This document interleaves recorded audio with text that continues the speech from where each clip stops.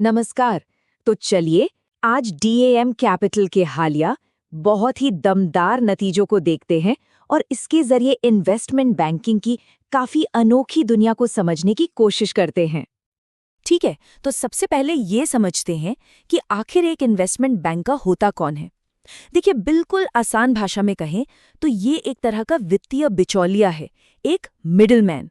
इसका काम है उन कंपनियों को पैसा दिलवाना जिन्हें पैसे की जरूरत है, और ये पैसा मिलता है उन निवेशकों से जिनके पास पैसा है, जैसे कि आईपीओस करवाना या बड़ी बड़ी डील्स में सलाह देना। ये सब इन्हीं का काम है।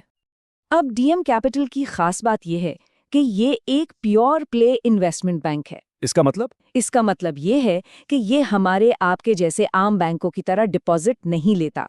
इसका पूरा का पूरा बिजनेस, इसकी सारी कमाई सीधे सीधे कैपिटल मार्केट यानी शेयर बाजार पर टिकी हुई है। और यहीं से कहानी बहुत दिलचस्प हो जाती है। जब हम कंपनी के हालिया प्रदर्शन को देखते हैं तो ये किसी जीरो से हीरो वाली कहानी से कम नहीं लगता। जरा इस आंकड़े को देखिए। इस फिस्कल ईयर की पहली तिमाही यानी Q1 में कंपनी का मुनाफा था सिर्फ 0.23 करोड़ रुपए। जी हाँ, मतलब लगभग जीरो। और ये साफ दिखाता है कि उस वक्त बाजार का माहौल कितना ज्यादा खराब था। और फिर सिर्फ एक तिमाही बाद यानी Q2 में कहानी पूरी तरह से पलट गई। मुनाफा सीधा उछलकर 52 करोड़ रुपए के भी पार चला गया। कमाल है ना? तो अब सबसे बड़ा सवाल यही है कि आखिर ऐसा क्या जादू हुआ कि मुनाफा एक ही तिमाही में 22,000% बढ़ गया। इसका जवाब सिर्फ कंपनी के अंदर नहीं बल्कि पूरे बाजार के माहौल में छिपा है।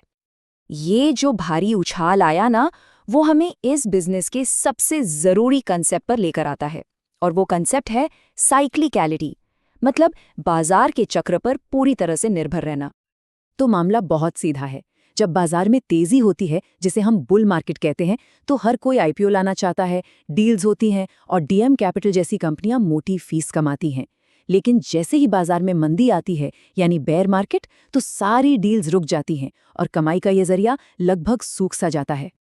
और ये बात सिर्फ कहने के लिए नहीं है, आंकड़े खुद ये कहानी सुनाते हैं। देखिए, इनका मर्चेंट बैंकिंग रेवेन्यू जो आईपीओज और डील से ही आता है, Q1 में सिर्फ 9 करोड़ था, और Q2 में जैसे ही बाजार का मूड बदला, ये सीधा 10 गुना बढ़कर 86 करोड़ हो गया।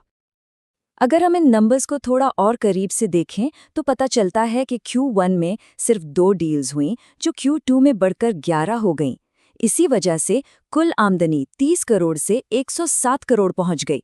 और सबसे चौंकाने वाली बात है प्रॉफिट मार्जिन, जो 1% से भी कम था, वो सीधा उछलकर करीब करीब 49% हो गया।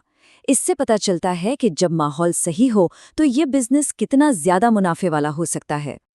तो ये तो हुई अब तक की कहानी, पर भविष्य कैसा दिख रहा है, इसका अंदाजा हमें कंपनी की पाइपलाइन से मिलता है। डीएम कैपिटल ने खुद बताया है कि उनके पास 21 आईपीओस पाइपलाइन में हैं। आसान भाषा में कहें तो 21 कंपनियां लाइन में लगी हैं जो इनके जरिए अपना आईपीओ लाना चाहती हैं। ये भविष्य के लिए एक बहुत बड़ा और मजबूत संकेत है। तो हाँ, ये पाइपलाइन दिखाती है कि मैनेजमेंट को आने वाले समय से काफ़ी उम्मीदें हैं। लेकिन यहाँ एक बहुत बड़ा लेकिन है। ये सारे आईपीओज और डील्स तभी हकीकत बनेंगी जब बाजार का मौजूदा अच्छा माहौल बना रहेगा। सब कुछ बाजार पर ही निर्भर है। और यहीं पर हम इस पूरी चर्चा के सबसे जरूरी सबक पर पहुंचते हैं। ये एक बहुत ही गहरी और जरूरी बात है। साइक्लिकल बिजनेस में सफलता अक्सर अस्थायी होती है। जो पैसा बुल मार्केट में तेजी से बनता है, वो अगले बेयर मार्केट में उतनी ही तेजी से जा भी सकता है। इसलिए डीएम कैपिटल जैसी कंपनी के लिए सिर्फ एक तिमाही के शानदार नतीजे देखकर खुश हो जाना काफी नहीं है। असली चीज है बड़ी तस्वीर को समझना, यानी बाजार के पूरे चक्र को समझना। वही सब कुछ है। उम्मीद है इस विश्लेषण से कुछ नया सीखने को मिला होगा। अगर बाजार के इन चक्रों को और बेहतर तरीके से समझना चाहते हैं तो हमारे साथ जरूर जुड़ें। चैनल को सब्सक्राइब करें। देखने के लिए बहुत बहुत धन्यवाद।